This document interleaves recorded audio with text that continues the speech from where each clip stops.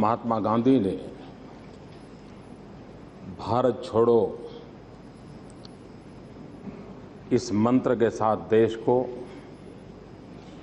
आजादी के पूरे आंदोलन में एक बहुत बड़ी तीव्रता के साथ आंदोलित किया था और 9 अगस्त को आजादी के दीवानों पर बहुत सारे जुल्म ढाए गए थे। आज 8 अगस्त 75 साल हो रहे हैं। उन सभी आजादी के दीवानों को स्मरण करते हुए आज 8 अगस्त को टैक्स टेररिज्म से मुक्ति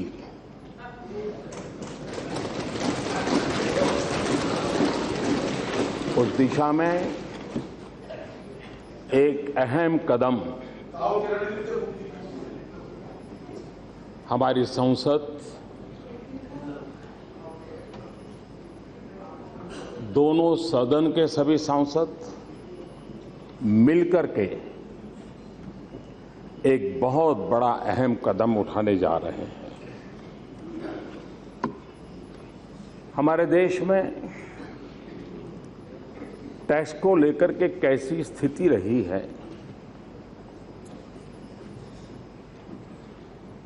शायद कुछ लोगों को मालूम होगा।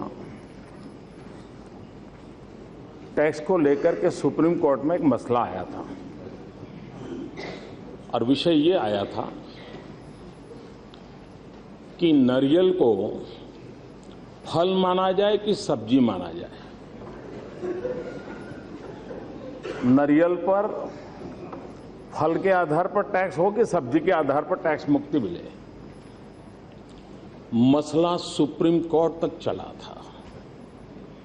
तो ये टैक्स की हमारी जो पूरी परंपरा रही है उसमें कैसे उतार चढ़ाव आए हैं, इसको समझने के लिए ये घटना अपने आप में पर्याप्त है। मैं इस समय एक प्रकार से सभी राजनीतिक दलों का, सभी राजनीतिक पार्टियों के द्वारा जो सरकारें चल रही है उन सब का धन्यवाद करने के लिए खड़ा हुआ हूं।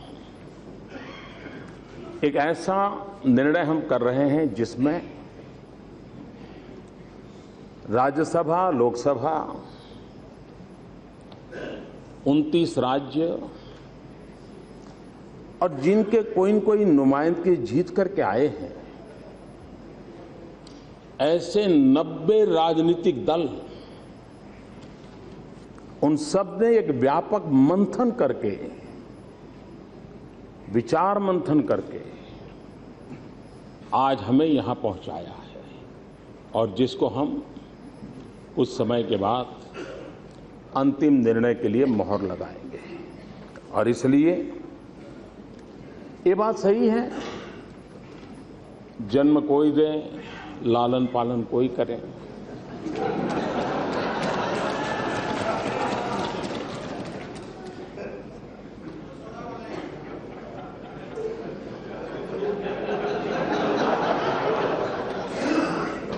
कृष्ण को जन्म किसी ने दिया, कृष्ण को बड़ा किसी ने बनाया। लेकिन ये भी सही है कि ये किसी दल का, किसी सरकार का विजय नहीं है। ये भारत की लोकतंत्र की उच्च परंपराओं का विजय है। ये सभी राजनीतिक दलों का विजय है।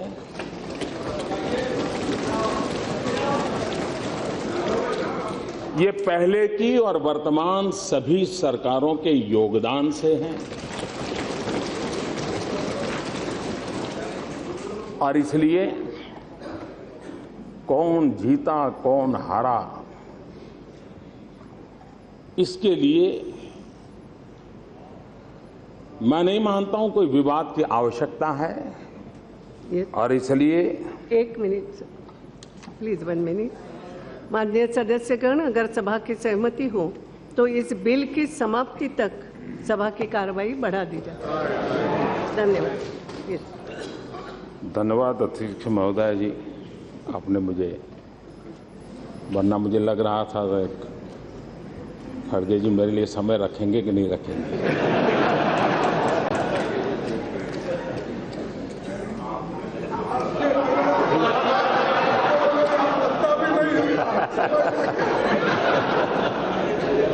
मैं आपका बहुत आभारी हूँ इस बधाई के लिए। जीएसटी का मतलब है great step by team India. GST का मतलब है great step towards transformation. GST का मतलब है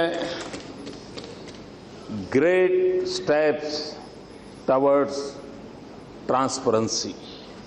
और इसलिए हम एक नई व्यवस्था से जुड़ रहे हैं। एक भारत श्रेष्ठ भारत, ये हम सबका सपना है।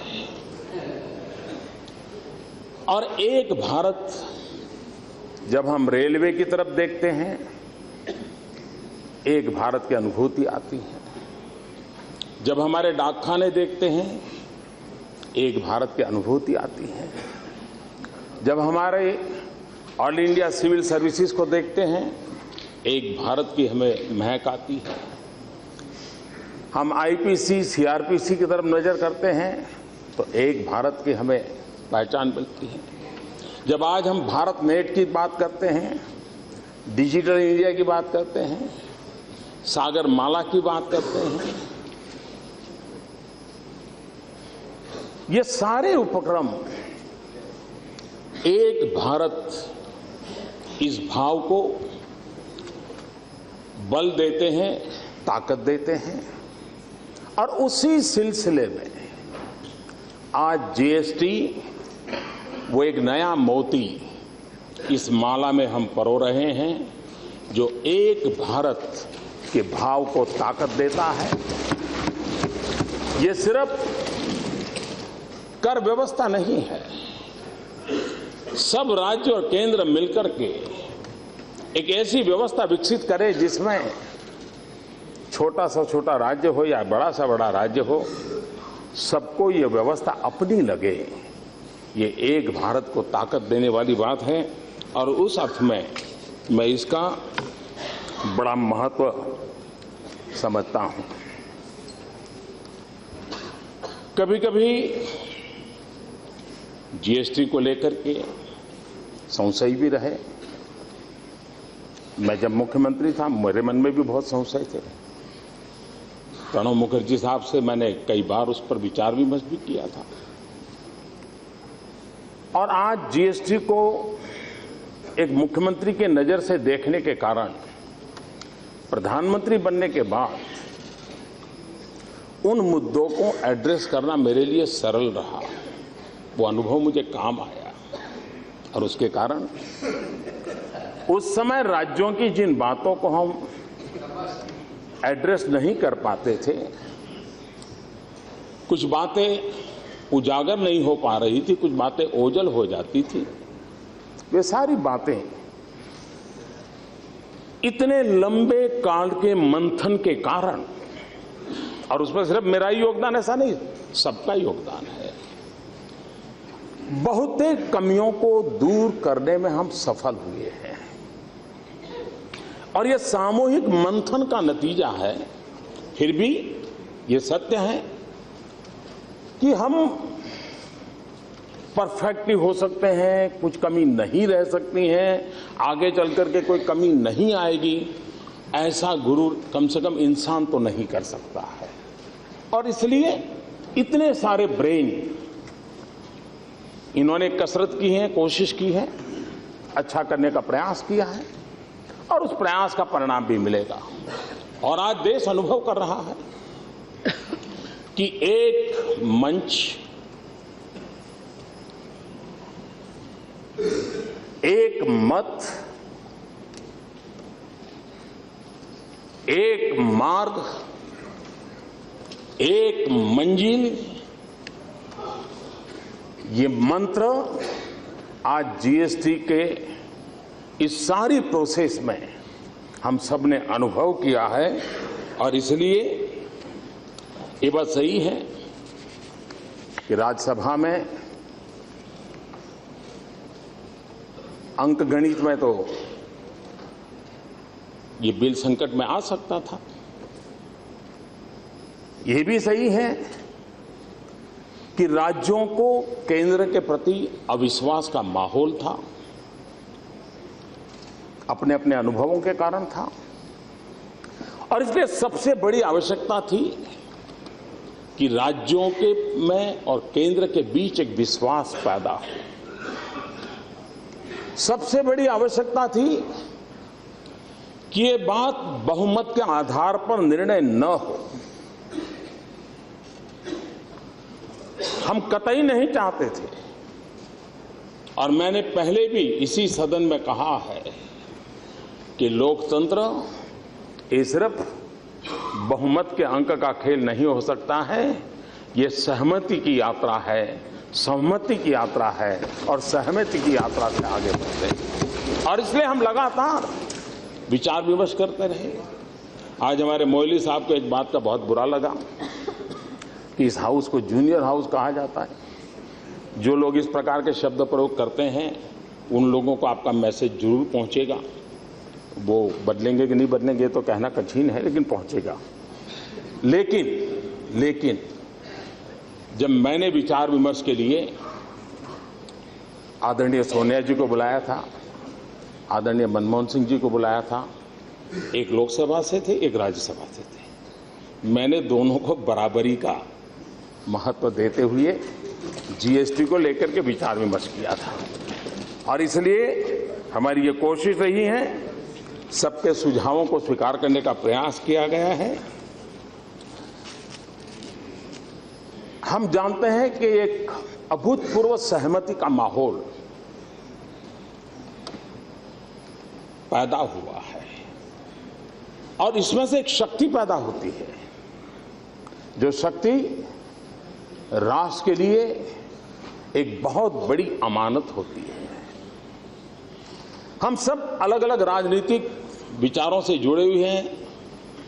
राजनीति हम लोगों के जहन में है, और हमारी बातों में कहीं न कहीं वो आ जाना भी बहुत स्वाभाविक है।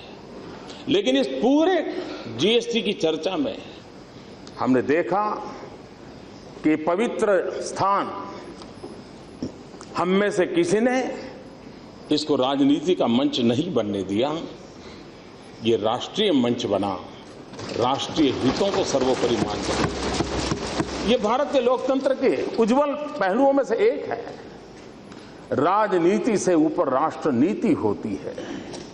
इस बात को हम सब ने मिलकर के, इसका मतलब ये नहीं कि जो प्रस्ताव हुआ है उसमें किसी की कोई शिकायत नहीं होगी, और जरूरी नहीं कि वहीं शिकायत होगी। यहां भी कुछ लोग बैठे होंगे जिनको लगता हो साहब इसके बजाय ऐसा होता तो अच्छा होता, फुल स्टॉप यहां के बजाय कॉमा यहां होता तो अच्छा होता। ये रहना ही रहना है, यही तो लोकतंत्र की ताकत है। लेकिन उसके बावजूद भी हम सब लोगों ने प्रयास किया है कि इसको हम आगे बढ़ाएं। इस जीएसटी की व्यवस्था के कारण बहुत बड़ी सरलताओं की संभावनाएं हम देख रहे हैं। आज हम जानते हैं हर राज्य में अलग अलग भांति के फॉर्म भरना, ये भरना, इतना बड़ा लंबी प्रोसेस होती है, और सरकारी अफसरों का भी उन कागजों को करने में अभी एक यूनिफॉर्मिटी आ जाएगी। इसमें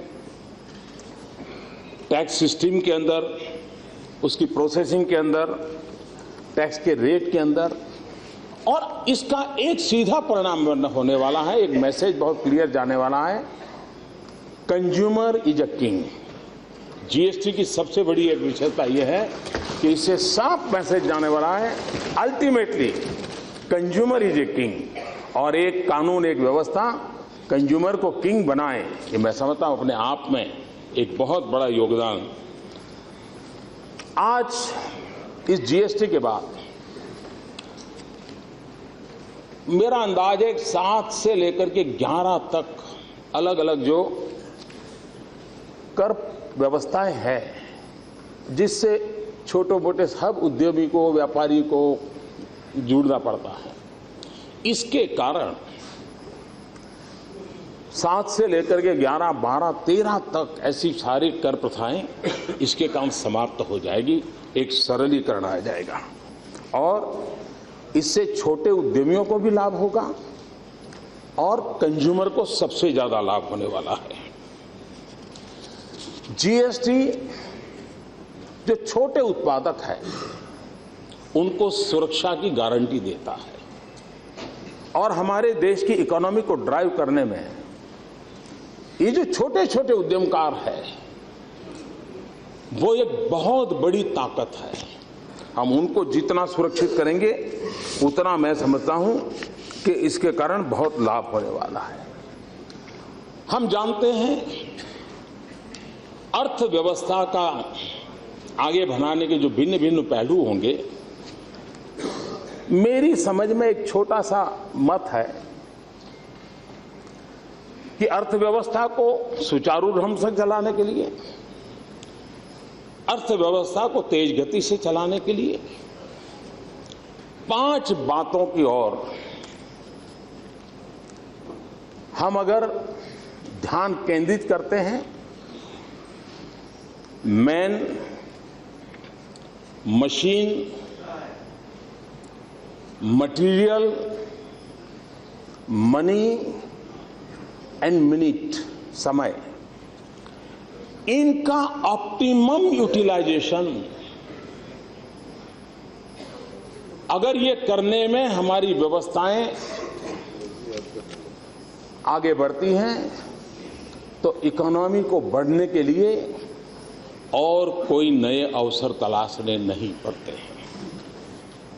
आज हम देखते हैं कि हमारी चुंगी प्रथा के कारण, चाहे ऑक्ट्रोय का स्थान हो, चाहे स्टेट के बीच में 2 स्टेट जहां बॉर्डर पूरी होती है वहां चुंगी नाका हो, हम मीलों तक कतार देखते हैं हमारे व्हीकल्स की, मशीन व्हीकल। और ऐसा अनुमान है कि हमारे देश में ये जो चलते फिरते साधन है वे अपनी कैपेसिटी का सिर्फ 40% ही यूटिलाइज करते हैं, 60% उसको कहीं न कहीं रुकना पड़ता है। अभी अभी आर्थिक दृष्टि से रिसर्च करने वाली एक इंडिपेंडेंट एजेंसी ने अपना सर्वे बताया है कि इन कारणों से भारत में 1,40,000 करोड़ रुपयों का वेस्टेज होता है, जस्ट इन्हें रुके रहने के। उसमें सारा का सारा भूमिका चुंगी की नहीं है, लेकिन बहुत बड़ा मात्रा में चुंगी भी है। जीएसटी के कारण ये सारे हर्डल और प्रकार के होंगे, वो तो समय रहते निकलेंगे, लेकिन उसके कारण एनवायरनमेंट को फायदा होगा। जो गाड़ियां खड़ी रहती हैं, पेट्रोल जलता रहता है, डीजल जलता रहता है, हमारी बहुत सामान एक जगह से दूसरी जगह पर पहुंचने में जो देर होती है, इन सारी चीजों में एक बहुत बड़ी सुविधा पैदा होने वाली है और उसके कारण एक सरलीकरण आने वाला है और जिसके कारण हमारे देश को, हम जो विदेशों से इतना बड़ा पेट्रोलियम लाते हैं उस पर भी हमें कमी आएगी और एक प्रकार से हमारे यहां सब प्रकार की शक्ति रखने वाले राज्य नहीं है। हर राज्य एक दूसरे के साथ इंटरडिपेंडेंट है। किसी को एक चीज किसी से लेनी पड़ती है, एक चीज किसी दूसरे राज्य को देनी होती है, तब जाकर के उनका कारोबार चलता है और उसमें आज की व्यवस्थाएं बड़े हर्डल पैदा करती है। इस एक व्यवस्था के कारण उसमें जो कठिनाइयां हैं उस कठिनाइयों को दूर करने में सुविधा होगी, ऐसे राज्यों की इनकम बढ़ेगी। आज जो राज्य हमारे देश में पिछड़े हुए राज्य माने जाते हैं, इस व्यवस्था के कारण उनकी आय बढ़ना एक गारंटी है इसमें। और उसके कारण इन राज्यों को शिक्षा में अगर धन लगाना है, हेल्थ सेक्टर में धन लगाना है, इंफ्रास्ट्रक्चर में धन लगाना है, तो उनके लिए ये इस व्यवस्था के कारण जो आय बढ़ने वाली है, उस आय से बहुत बड़ा लाभ ऐसे राज्यों को होने वाला है। और ये बात निश्चित है कि भारत के विकास के लिए पश्चिम में जिस प्रकार से विकास हम देख रहे हैं, सबसे पहली आवश्यकता है हिंदुस्तान के पूर्वी हिस्सा, उसको उसकी बराबरी तुरंत लाना चाहिए, वरना ये असंतुलित विकास देश को तेज गति से नई ऊंचाइयों पर पहुंचाने में रुकावट पैदा कर सकता है। जीएसटी के कारण ऐसे राज्यों को एक नया अवसर मिला है और मैं आज ऐसे राज्यों से अनुरोध करूंगा कि जीएसटी लागू होने के बाद वे मैक्सिमम फायदा इसका उठाएं। जो धन उनके पास आए, उस धन को राज्य की मूलभूत चीजों पर अगर बल देंगे, देखते ही देखते देश जिन सपनों को देख रहा है, उन सपनों को हम पूरा कर पाएंगे। जीएसटी के कारण ये बात सही है, मैन्युफैक्चरिंग स्टेट के सामने कुछ तकलीफें हैं, कंज्यूमर स्टेट को ज्यादा फायदा होने वाला है, लेकिन भारत सरकार ने जीएसटी के माध्यम से उनको कॉम्पनसेट करने के लिए जीएसटी में उसका प्रावधान किया गया है और इसका फायदा जिन राज्यों को ये तकलीफ होने वाली है, उसका भी समाधान इसमें होने वाला है। आमतौर पर दो भाइयों के बीच भी अगर झगड़ा हो जाता है, सगे भाई के बीच में, तो या तो संपत्ति के कारण हो सकता है, राज्य और केंद्र के बीच का तनाव भी ज्यादातर या तो प्राकृतिक संसाधनों को लेकर के रहता है या तो संपत्ति को लेकर के रहता है। भाई इतना टैक्स है, हमें क्या देते हो, ये मिलना चाहिए, वो मिलना चाहिए, रहता है। इस व्यवस्था के कारण एक ट्रांसपेरेंसी आएगी, केंद्र और राज्य से कितना धन एकत्र हो रहा है, किस खजाने में कितना जमा हो रहा है, ये राज्य को भी पता भी होगा, केंद्र को भी पता होगा और लिखित नियमों के आधार पर उसका बंटवारा भी होगा। और उसके कारण फेडरल स्ट्रक्चर में सबसे बड़ी आवश्यकता होती है विश्वास। ये विश्वास पैदा करने के लिए एक बहुत बड़े कैटलिक एजेंट के रूप में ये नई व्यवस्था काम आने वाली है, जो भारत के फेडरल स्ट्रक्चर को मजबूत करने वाली है। और ये जो भी टैक्स कलेक्शन होगा वो दोनों की जानकारी में होगा, जिसके कारण बहुत सुविधा बढ़ने वाली है। अच्छा होता हमारे खड़गे जी ने इस बिल की कुछ बातों को बारीकी से देखा होता, शायद जिस समय बना होगा उस समय शायद देखने का अवसर न मिला हो, लेकिन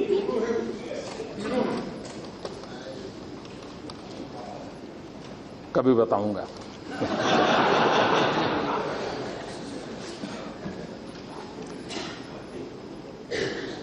ये जीएसटी बिल ऐसा है कि जिसमें गरीबों के लिए उपयोगी जितनी चीजें हैं वो सभी टैक्स के दायरे से बाहर है, सभी टैक्स के दायरे से बाहर है।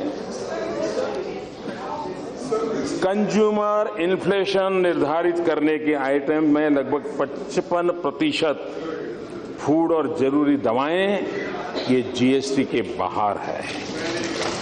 और इसलिए बोलने के लिए तो कुछ चीजें अच्छी रहती हैं और वो भी आपको भी तो कुछ मीडिया में कल जगह मिलनी चाहिए और मेरी शुभकामनाएं हैं, लेकिन सच्चाई कुछ और है। इस व्यवस्था के कारण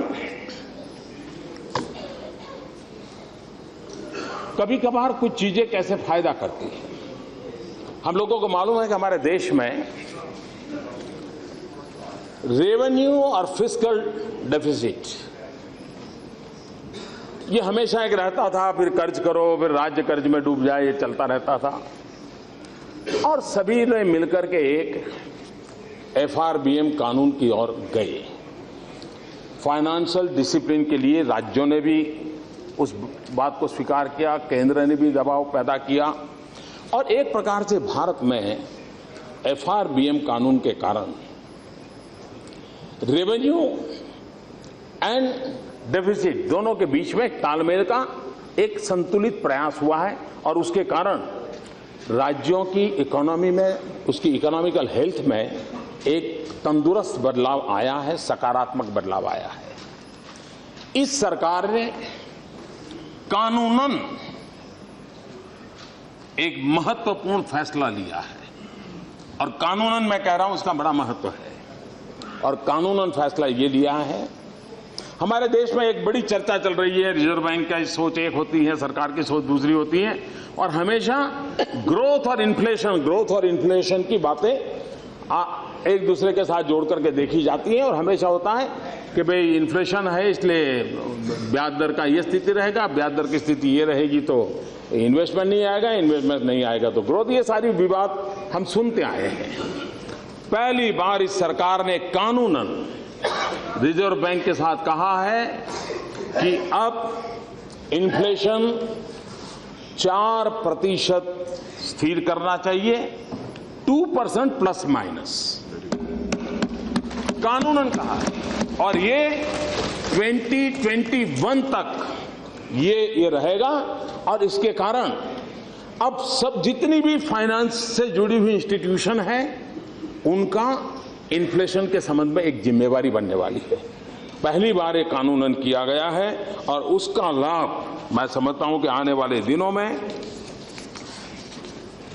हमारी टैक्स कलेक्शन सिस्टम को, हमारा जो मनी बल्क है उस बल्क का डेवलपमेंट के लिए उपयोग करने की दिशा में और अधिक जिम्मेवारी बढ़ेगी और माहौल बदलेगा, ऐसा मेरा पूरा विश्वास है।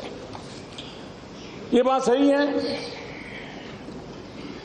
देश आजाद हुआ आज तक गरीबी से हम लड़ रहे हैं और जब कोई कहता है कि 65% लोग गरीबी के नीचे हैं, ये विरासत हमें मिली है, हमें मालूम है, लेकिन कुछ अच्छा मिलता है तो कुछ कम अच्छा मिलता है, दोनों स्वीकार करना पड़ता है। अब हमारे भाग्य में देश की गरीबी हमारे नसीब में आई है, लेकिन गरीबी के खिलाफ लड़ने की इच्छा हम सबकी है और यहां बैठे हुए इस पार हो उस पार हो सबकी है। तरीके अलग अलग हो सकते हैं, हमारी कोशिश है economically empowerment of poor, educationally empowerment of the poor. ये दो ऐसी चीजें हैं जिसके माध्यम से हम एक ऐसी गरीबों की फौज तैयार कर सकते हैं जो स्वयं गरीबी को समाप्त करके विजयी होने के लिए सर खड़ा करके निकल सकती है। और इसलिए जीएसटी इस माहौल को तैयार करने में एक बहुत बड़ा प्लेटफॉर्म बन सकती है और जिसके लिए गरीबी के खिलाफ लड़ने के लिए भी ये हमें काम आ सकता है। हम जानते हैं छोटे उद्यमकार बैंकों में लोन लेने जाते हैं, उनको कितनी दिक्कत होती है। हम कोशिश कर रहे हैं ये पुरानी आदतें बदलाव आए इसके लिए, लेकिन अब इतने सालों की आदतें कैसे बदलेगी, मेहनत तो कर रहे हैं, लेकिन ये सच्चाई है कि काफी बुरी आदतें पड़ी हुई है। छोटे उद्यमकारों को बैंक में अगर लोन लेनी है तो 50 कागज मांगेंगे, हर कागज को क्वेश्चन करेंगे, क्वेश्चन करके रिजेक्ट करेंगे और उनकी पसंदगी के लोगों को वो पैसे दे देंगे। जीएसटी के कारण हर व्यक्ति का आर्थिक कारोबार का खाका सर्टिफाइड रूप में एवरी मिनट अवेलेबल होगा। वो जब बैंक में उस खाके को रखेगा, किसी बैंक के पास डिस्क्रिमिनेशन करने की कोई ताकत नहीं होगी कि इसको लोन देना कि नहीं देना।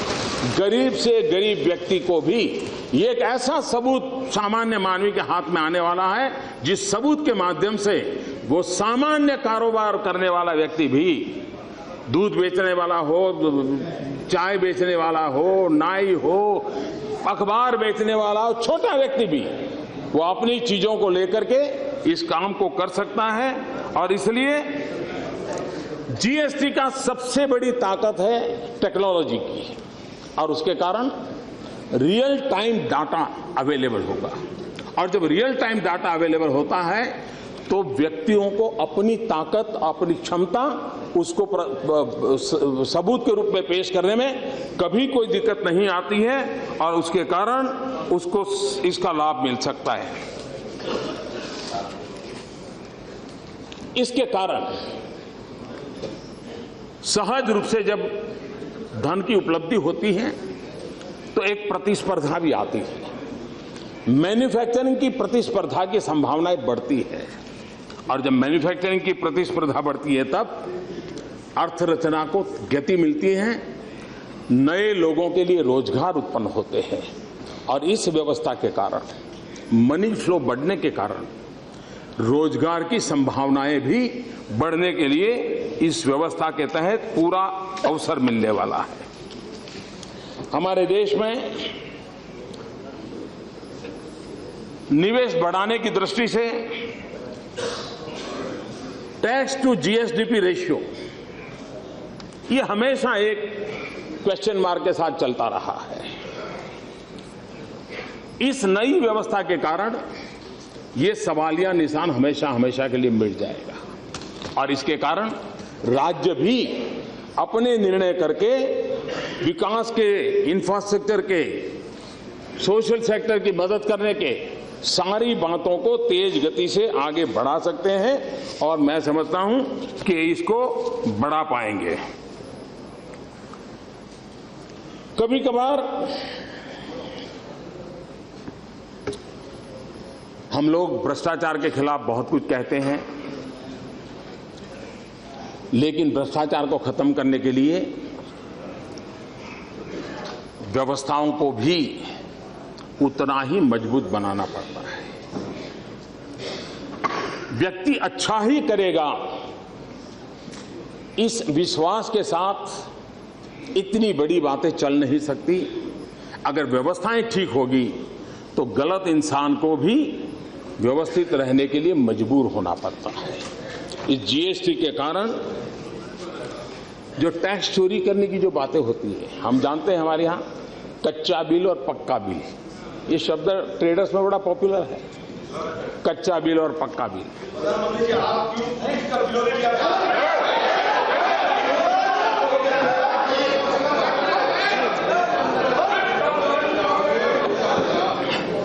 मैं कब से इंतजार कर रहा था कि आप खड़े क्यों नहीं हुए।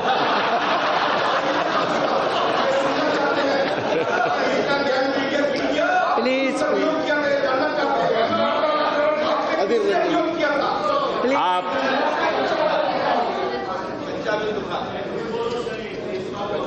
आपको कच्चे बिल की चिंता ज्यादा है।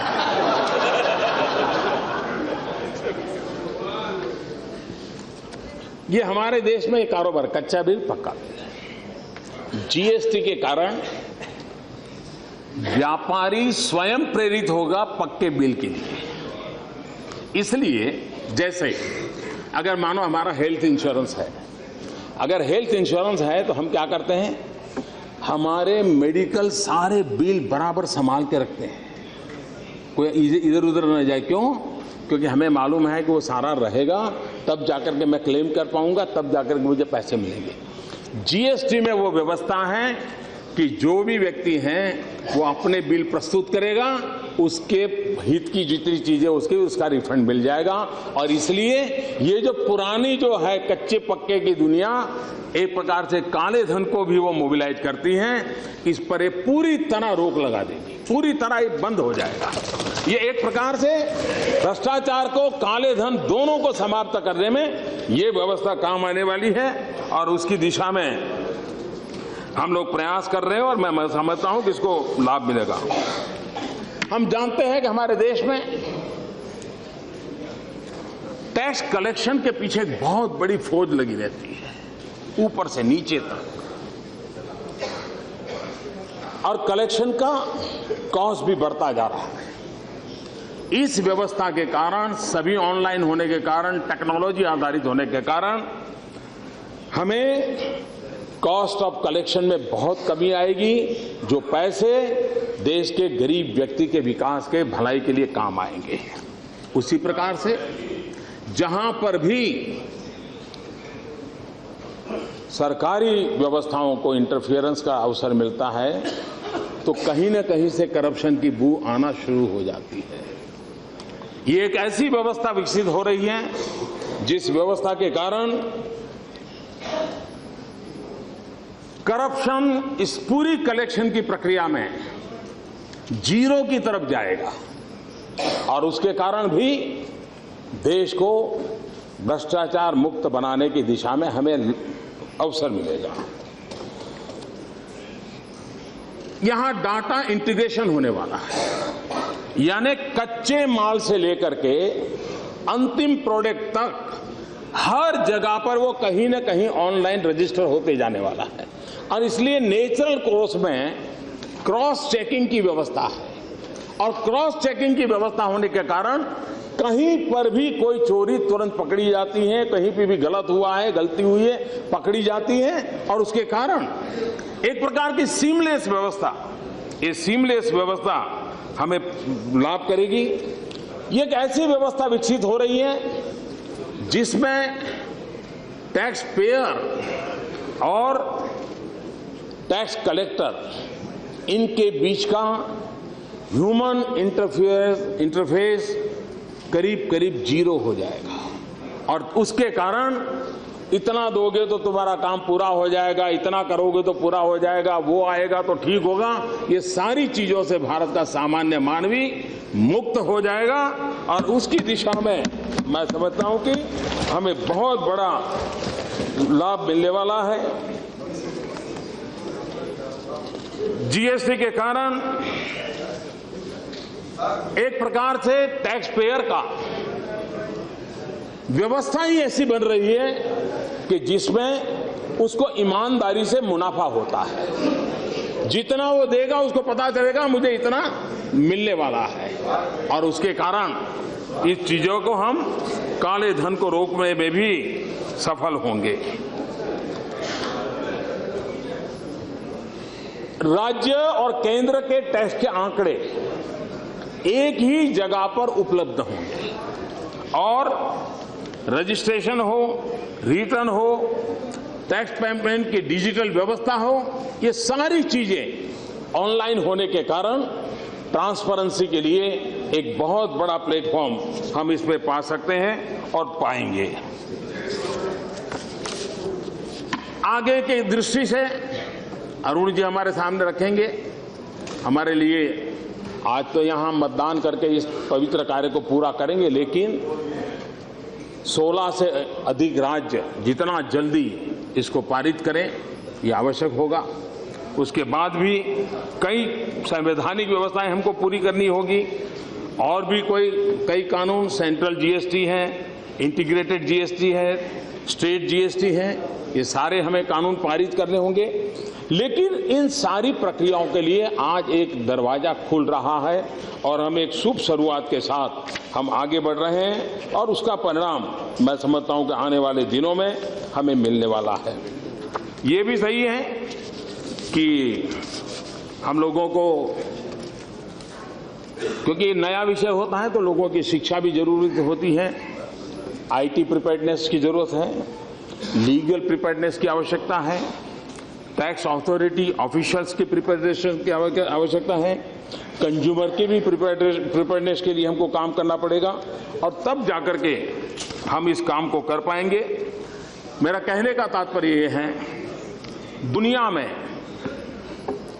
लोकतंत्र के जो बड़े माहिर देश माने जाते हैं, लोकतंत्र की दृष्टि से दुनिया को उपदेश देने का जो सामर्थ्य रखते हैं, ऐसे देशों में भी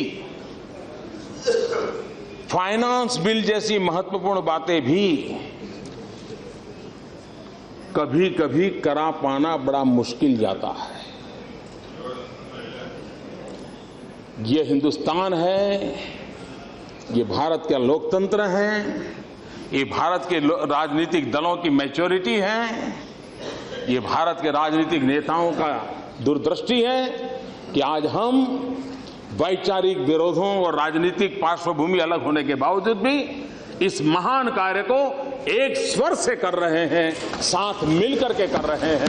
ये अपने आप में भारत के लोकतंत्र की बहुत बड़ी ताकत है। एक परसेप्शन जो भी बाहर बनता हो, लेकिन आज मैं इस सदन के सामने बड़े गर्व के साथ और नम्रता के साथ और सभी राजनीतिक दलों का सम्मान करते हुए, गौरव करते हुए, इस सदन में जहां भी बैठे होंगे, यहां बैठे हो, सामने बैठे हो, न्यूट्रल बैठे हो, लेकिन हम इस बात के लिए गर्व कर सकते हैं कि इस सरकार को करीब 100 सप्ताह से ज्यादा समय हुआ है, लेकिन इन 100 सप्ताह से ज्यादा समय में इसी सदन ने 100 से ज्यादा कानून पारित किए, सेंचुरी पार कर दी।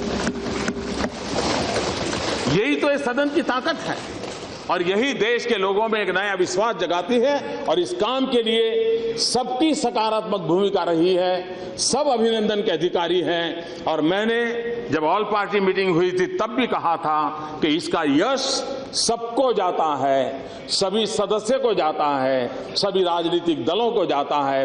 लगातार जिन जिन लोगों ने प्रयास किया है उन सबको जाता है और मुझे मेरे अपने विचार रखने के लिए अवसर मिला। मैं अध्यक्ष महोदय जी, सदन का हृदय से बहुत बहुत आभार व्यक्त करता हूं और हम सब मिलकर के इस कदम की ओर आगे बढ़े, यही शुभकामनाएं देता हूं। बहुत बहुत धन्यवाद।